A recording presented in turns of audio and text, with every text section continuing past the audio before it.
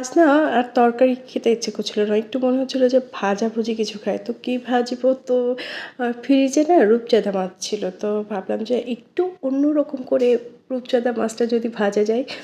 এখানে আমি একটু লবণ দিয়েছি, একটু হলুদ দিয়ে মাছটাকে মাখিয়ে রাখছি। আপনারা চাইলে কিন্তু মরিচের গুঁড়া ব্যবহার করতে পারেন।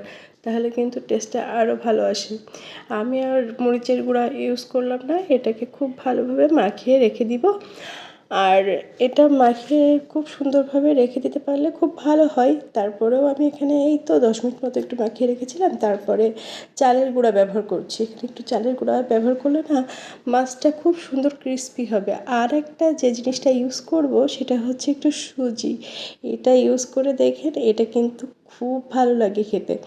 তো তেলটাকে গরম করতে দিয়ে দিলাম। একটু তেলটা গরম হলে মাছগুলোকে দিয়ে দিব।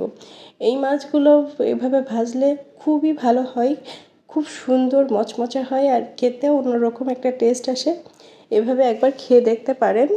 তো আমি এভাবে মাছগুলোকে খুব সুন্দরভাবে ভেজে নিচ্ছি। আর এর ভিতরে যেটা দিচ্ছি সেটা হচ্ছে একটু কাঁচামরিচ। মাছগুলোকে যখন একটু ভাজা ভাজা হবে না, তখন দিয়ে দিব একটু কাঁচামরিচ, দিয়ে দিব একটু পেঁয়াজও দিয়ে দিচ্ছি। একটু পেঁয়াজের সাথে ভেজে নিব। মাছের সাথে পেঁয়াজ ভাজাটাও কিন্তু বেশ ভালো লাগে।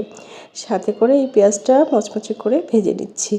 বেশ ভালোই লাগে। এটা কিন্তু গরম ভাতের সাথে এত ভালো লাগে, আমার কিন্তু দারুণ লাগে। রূপচাঁদা মাছ এমনিতেই খেতে খুব ভালো লাগে। যাই হোক, আল্লাহ হাফেজ।